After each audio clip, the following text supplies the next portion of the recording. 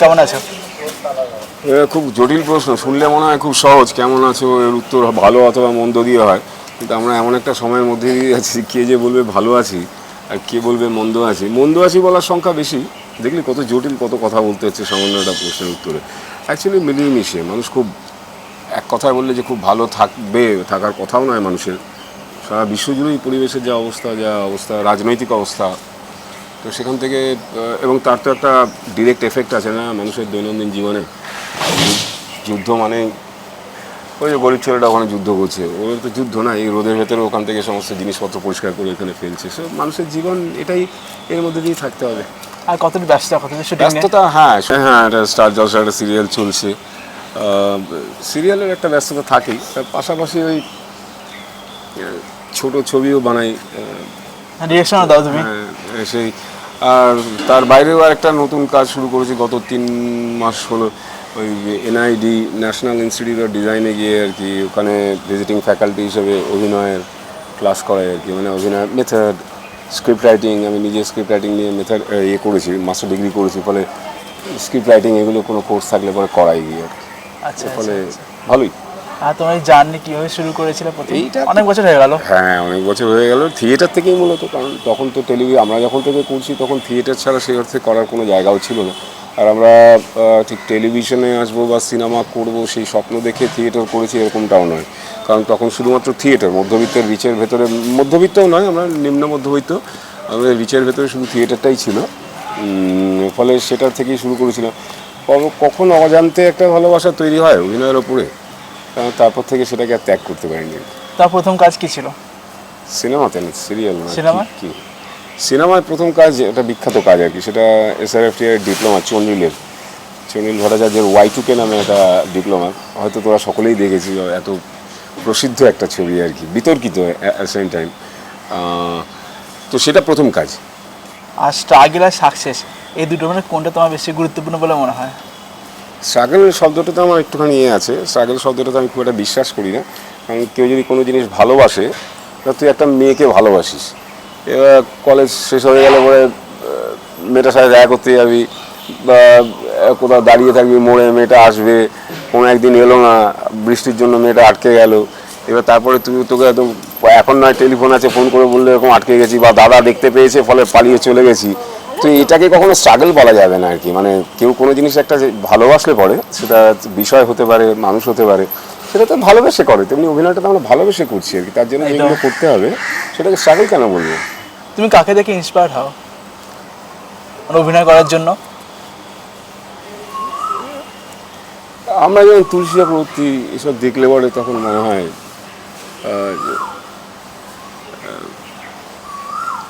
আসলে আমার একটা সময় নাটক করার সময় 10টা বছর আমাকে কেটেছিল ম্যাক্স মুলার ভবনে জার্মানদের সাথে। ফলে খুব ছোটোবেলায় বয়স থেকেই বিদেশি ছবি দেখার একটা তৈরি হয়েছিল। বা আমরা লাইন দিয়ে ছবি দেখতাম এই গোর্কি সদনের, আলিয়ান্স ফাঁসিতে। হ্যাঁ, এখন ওগুলো উঠে গেছে। তো ছবি দেখে বিদেশি হিরো, যদিও হলিউড, আমার মালন ব্র্যান্ডো ভালো লাগে আর কি। মানে মালন ব্র্যান্ডো আমার মনে হয় আমার বাবা আর কি। মানে যদি কেউ পিতৃদেব থাকে আর কি, হয় না, যাকে দেখে মানুষ অভিনয় মনে হয় এরকম হতে পারলে ভালো হতো। কপি করা নয়, কিন্তু ইন্সপিরেশন হিসেবে যদি কেউ থাকে সেগুলো ব্র্যান্ড। হলিউডে আরও আছে, মানে দাম বলাই যায় আর কি, জেমস ডিন। ফলে এদের ছবি দেখা একটু বড় হতে, খুব যে বাংলা ছবিই দেখেছি, কিন্তু বাংলা ছবি থেকে আইডল করবার মতন কাউকে মনে হয়নি। কিন্তু বাংলা অভিনেতা, ভারতীয় অভিনেতাদের মধ্যে বলরাজ সাহানি বা তুলসী চক্রবর্তীকে আমার সর্বকালের সেরা অভিনেতা মনে হয় আর কি। এটা নিয়ে কোনো ডাউট নেই। এটা যখনই কোনো ইন্টারভিউ সিনেমা নিয়ে হয়, আমি নির্দ্বিধায় এই দুটো লোকের নাম বলি। মানে এই দুজনের অভিনয় সময়কে ছাপিয়ে গেছে, তাই তারা ক্লাসিক আর কি। এবং আমরা তো তুলসী চক্রবর্তীর জেনারেশনে নেই, বলরাজ সাহানির জেনারেশন নেই, বাট তারপরেও কোথাও একটা চিনতে পারি সমগ্র বোধের জায়গা থেকে যে কি একটা আছে যেটা আর বাদ বাকিদের মধ্যে নেই। অনেক ভালো অভিনেতা আছে, কিন্তু তারপরে কি যেন একটা এক্সট্রা আছে যেটা আর কারো থেকে দেখা যায় না। আর তুমি এখন মঞ্চে অভিনয় করছো? এখন করছি না, এখন নিজের নাটক লিখেছি, নাটক করার চেষ্টা করছি, মানে রিহার্সাল চলছে আর কি। গ্রুপ আছে তোমার? একটা গ্রুপ করেছি। আচ্ছা, আচ্ছা। এর বেশি ডিটেলে এটা নিয়ে বলবো না, কারণ এটা নিয়ে আমাকে পরে আলাদা করে প্রেসে বলতে হবে যেহেতু। তবে হ্যাঁ, নাটক করছি। ডিসিপ্লিন মেনটেন করা কতটা গুরুত্বপূর্ণ তোমার মনে হয়?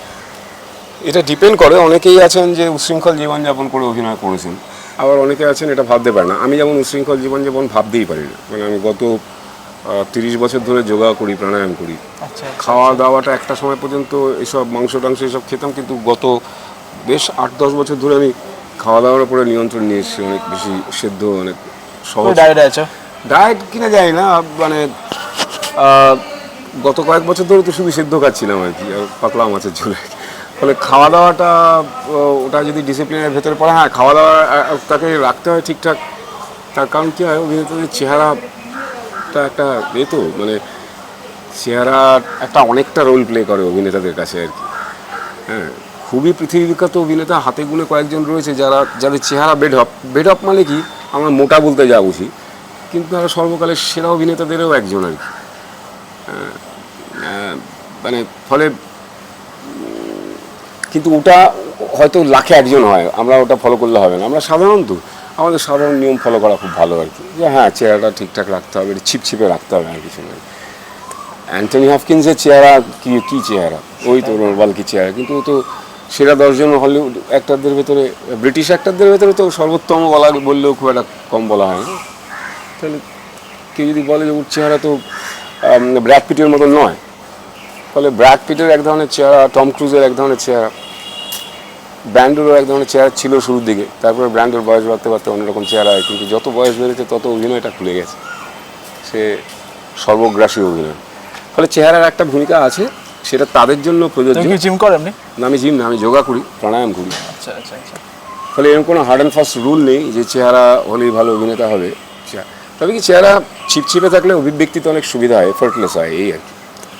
আর তোমার জীবনে এমন কোনো অঙ্ক আছে যা কখনো মেলেনি বা এখন তো মেলানোর চেষ্টা করছো, মিলছে না? এটা আসলে খুব ডায়নামিক একটা কোয়েশ্চেন, মানে কী ধরনের অঙ্ক, কী ব্যাপার স্যাপার। যদি আমি খুব সহজ করেও ধরি, তাহলে আমি বলবো যে আমার সব অঙ্কই মিলেছে। আমার খুব একটা অপূর্ণ টাওয়ার যদি হিসেব থাকে, তাহলে হ্যাঁ, কারণ অঙ্ক তাদের জন্য খুব জটিল হয় যারা এক্সপেক্ট করে একরকম আর ঘটে আরেক রকম। আমার এক্সপেকটেশন অনুযায়ী আমার লাইফ যেমন চলছে একদম টানটান আছে, কোনো অসুবিধা নেই। আর এমন কোনো স্মরণীয় ঘটনা আছে জীবনে যা কখনো ভুলতে পারছো না তুমি? না, এরকম ঘটনা আমার জীবনে নেই যা ভুলতে পারছি না, এর মতন কঠিন। এবার বাবা মায়ের মৃত্যু লোকে ভুলতে পারে না, কিন্তু আবার সে অ্যাট দ্য সেম টাইম ভুলতে চায়ও আর কি।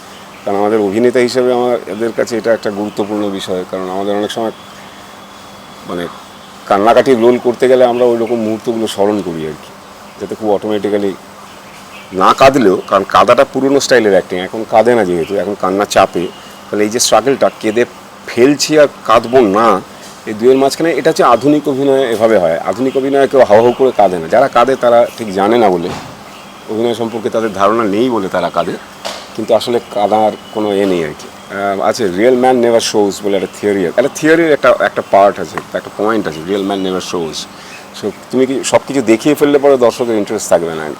তো সেই জায়গা থেকে, যাই হোক, আমরা যে প্রশ্নে ছিলাম, ওই অঙ্ক মানে সরি, অঙ্কের বাইরে যে পরের প্রশ্নটা করলি, স্মরণীয় ঘটনা বলতে ওরকম আমাদের এখনো জীবনে কিছু নেই আর কি। ফাইন আছে। আর তোমার বেস্ট ফ্রেন্ড কি ইন্ডাস্ট্রিতে? মানে কারা তোমার বেস্ট ফ্রেন্ড?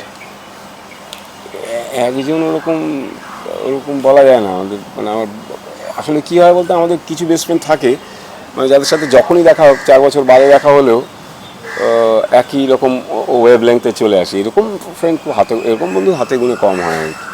কারণ সাগ্নিক বলে আমার বন্ধু আছে, সৌরভ আছে, হ্যাঁ, রনিত বলে আমাদের কিছু বন্ধু আছে, একটি ছেলে আছে। এর সাথে সব পারিবারিক সম্পর্ক আর কি বেসিক্যালি। হ্যাঁ, মানে এরকম না যে শুধু আমার সাথেই সম্পর্ক আছে, আমার বউয়ের সাথেও এদের সম্পর্ক আছে, কথা হয়, রেগুলার যোগাযোগ, কানেকশনের ভেতরে আছে এরকম, বা তাদের বউদের সাথেও আছে। আর তোমার ভালো থাকার পাসওয়ার্ড কি? ভালো থাকার পাসওয়ার্ড হচ্ছে কম এক্সপেকটেশন। আচ্ছা, এটা আমার কাছে ম্যাজিকের মতন কাজ করে আর কি। যার এক্সপেকটেশন যত কম, তার সে খুব লাইট, মানে হালকা। আমাদের এই আর কী হয়, হিসেব অনুযায়ী আমরা এক্সপেক্ট করি না, তো আমি ভাবি নিজেকে অনেক বড়, সেই হিসেব অনুযায়ী চেয়ে ফেলি অনেক বড়, যখন রিচ করতে পারি না তখন আরেকজনকে দোষ দিই। এটা খারাপ, ইন্ডাস্ট্রি খারাপ, সমাজ খারাপ, ওই জন্য হলো না, এর জন্য হলো না, অমুক প্রডিউসারের জন্য হলো না, এগুলো তো খুব, এগুলো কোনোটাই কাজের কথা নয়। তো ফলে তুমি তোমার যোগ্যতা অনুযায়ী যদি তোমার আশা রাখো আর কি, তাহলে দেখবে যে সেই পেয়ে যাচ্ছ। মানে এরকম হয় না যে তুমি তোমার যোগ্যতার বাইরে খুব পেয়ে গেছে, মানে হয় হয়তো, কিন্তু ওটা কখনোই স্ট্যান্ডার্ড রুল নয় আর কি। তুমি তোমার যোগ্যতা অনুযায়ী এক্সপেক্ট করো, যতটুকু পাচ্ছ অতটুকু রাখো, তাহলে খুব হালকা থাকবে। জীবনে ক্ষোভ, কষ্ট, দুঃখ, যন্ত্রণা এসব থাকবে না। আর তুমি ভাগ্য বিশ্বাস করো? এই খুব জটিল প্রশ্ন রে। ওরমভাবে বললে মানে বুদ্ধি দিয়ে বললে পরে বলবো যে না এ আবার কি, কিন্তু মানুষ তো সারাক্ষণ বুদ্ধির দাসত্ব করে না। বুদ্ধির একটা আস্তরণ দিয়ে নিজেকে ঘিরে রাখে ঠিকই, কিন্তু নিজেকে যদি নেকেট করা হয়, তাহলে পরে নিজেকে যদি উলঙ্গ করে দেখতে হয়, তাহলে পরে তো অবশ্যই অস্বীকার করবার জায়গা নেই। আর যখন তোমার কাজের মাঝখানে আপস অ্যান্ড ডাউন আসে, তখন তুমি কি করো?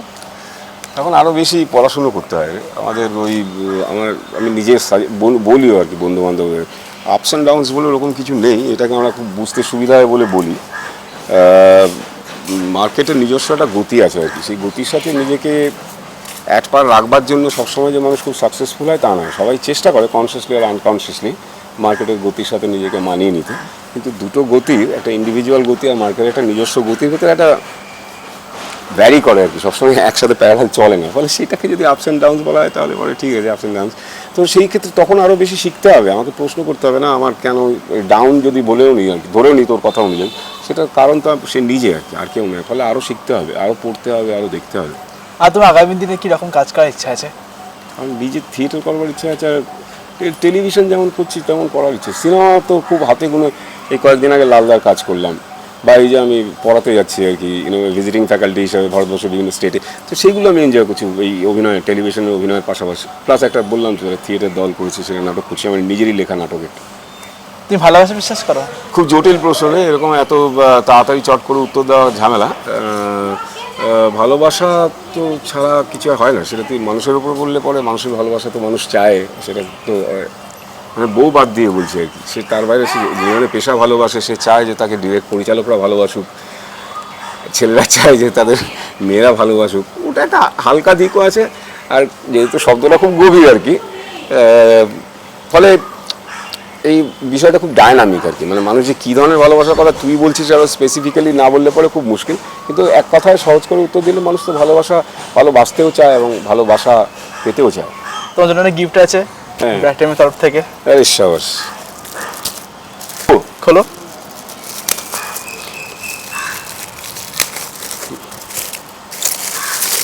বাহ, দারুণ র্যাপ করেছিস। বাহ, এই তো গুছিয়ে কাজ করিস তোরা, কি সুন্দর।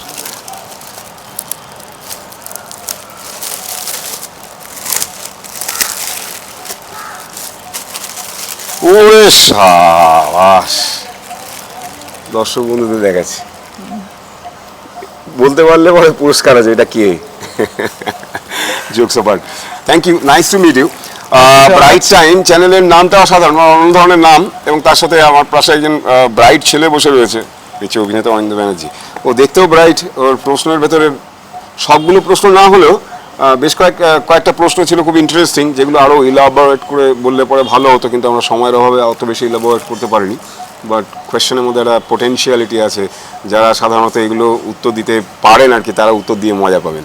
তো যাই হোক, আমি কতটা বলতে পেরেছি। কিছু প্রশ্ন ছিল খুবই কমন আর কি, যেমন ভালোবাসা কি, জীবনের অঙ্ক এগুলো নিয়ে, এগুলো খুব ওরকম চট করে উত্তর দেওয়া যায় না, খুব কঠিন আর কি আমাদের মতন সাধারণ মানুষের পক্ষে। তো যাই হোক, আমার খুব মজা লেগেছে। ব্রাইট টাইমের দর্শকরা আপনারা দেখতে থাকুন, দর্শকদের বলবো আপনারা ব্রাইট টাইমের পাশে থাকুন, আপনারা ওর ভিডিও দেখুন, আপনাদের যদি কিছু মনে হয় আপনারা জানাবেন। সেই ইন্টারাকশনের সুযোগ তো রয়েছে আর কি সোশ্যাল মিডিয়াতে, যাতে করে ও নিজের কাজটাকে আরও ডেভেলপ করতে পারে, আর অনেক দূরে এগিয়ে যেতে পারে। Thank you so much. Thank you so much.